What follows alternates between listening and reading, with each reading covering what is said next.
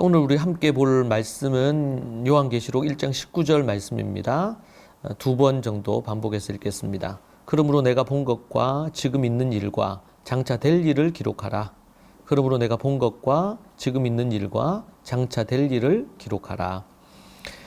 오늘 말씀의 제목은 박해와 반모섬이라는 제목으로 말씀 보겠습니다. 요한은 로마 제국의 아시아 지역에 있던 7교회에 이 예언의 말씀을 전하고 있습니다.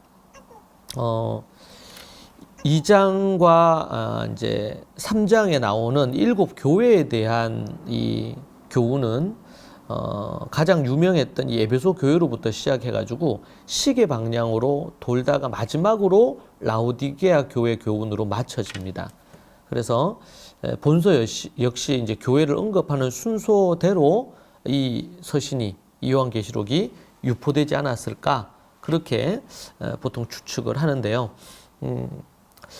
그리고 각 교회에 주는 말씀은 각각 독특한 어떤 부분으로 나타납니다. 모든 교회 전체적으로 연관된 말씀이 귀 있는 자는 성령의 교회들이 하시는 말씀을 들을지어다. 그렇게 얘기되어지고 요한은 그리스도를 잘 증거해서 로마 정부의 미움을 이렇게 사게 되죠. 그래서 에게해에 있는 조그맣고 황량한 이 반모섬이라는 곳에 유배를 당하게 됩니다. 이 화산석으로 이루어진 이 섬은 로마 제국이 정치범들이나 아니면 중범죄자들 이런 사람들을 추방시켜서 여러 섬들에 보냈는데 그 중에 한 곳이 이 반모섬이라는 곳이었습니다. 이 정치범 수용소 아니면 또 중범죄자들 극악무도한 범죄자들이 있었던 그곳에 사도 요한은 복음을 전하다가 갇히게 된 것이죠. 요한계시록은 이 기독교에 대한 이 로마의 박해가 공공연하게 이루어지고 있던 때에 하나님의 계시를 받았고 그가 반모섬에 유배당해서 그곳에서 아주 고역을 치르고 있는 가운데서 그 당시가 바로 로마 박해가 극심했던 시기라고 그렇게 알려져 있습니다.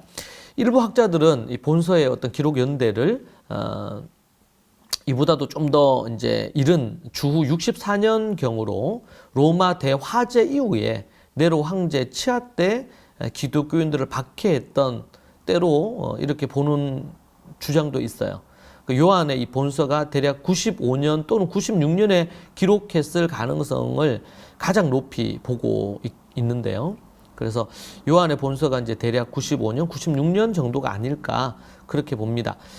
반모섬에서 석방된 연대는 정확하진 않지만 도미시안의 어떤 통치가 끝날 때쯤 에베소로 돌아와서 그가 이제 남은 어떤 그런 삶을 산 것으로 보이고요. 몇 구절들이 요한이 석방되기 전에 본서가 완성되었다는 것을 뒷받침해주는 1장 11절, 22장 7절 아니면 9절, 10절, 18절, 19절을 통해 가지고 뒷받침해주고 있는 것을 볼 수가 있습니다. 박해 때 그리고 반모섬에서 이 하나님의 계시가 있습니다. 우리는 때로는 우리가 처한 상황이 아주 어렵고 힘들고 아주 고통스럽거나 여러 상황들을 만나면 하나님도 우리가 잘 보이지 않을 뿐만 아니라 여러 많은 어떤 그런 어려움들을 우리가 보게 되죠. 그러나 여전히 하나님은 그런 박해의 때에도 많은 믿는 자들이 사자의 밥이 되고 화형으로 많은 사람들이 죽는 그때에도 여전히 하나님은 하나님의 그 뜻을 이루어 가시고 하나님은 하나님의 계획대로 뭔가를 진행해 가시는 것을 볼 수가 있습니다.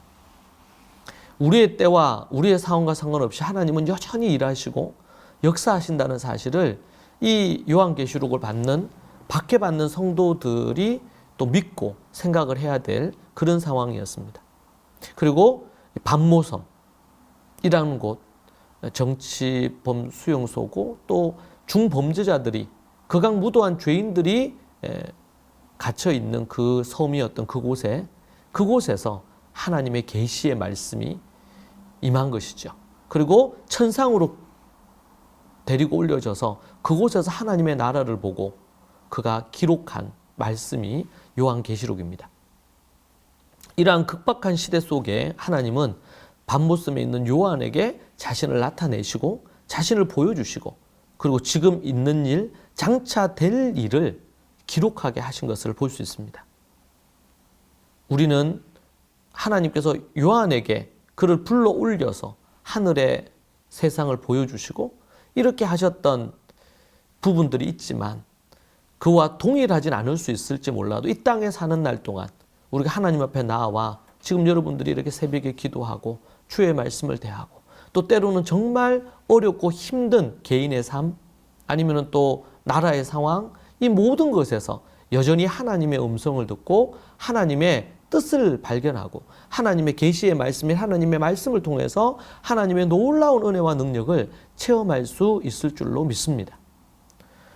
결코 박해의 때 그리고 밤모섬과 같은 곳에 그냥 아무런 의미 없이 우리가 처해져 있거나 어려움에 머무는 것이 아니고 그 가운데서 여전히 하나님은 말씀하고 계시고 일하고 계신 것을 우리가 생각하게 됩니다.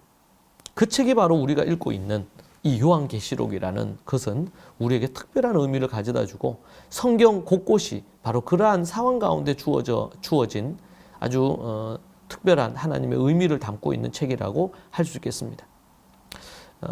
여러분의 마음에 정말 박해와 밤모섬에 머물러서 요한이 하나님의 음성을 듣고 계시를 보고 하늘에 들려져 올라가서 그렇게 했던 것처럼 우리의 삶 가운데 이 요한이 경험한 이러한 은혜와 하나님의 충만한 사랑을 여러분의 삶 가운데서도 또 우리 교회 가운데서도 그렇게 경험하기를 소망합니다.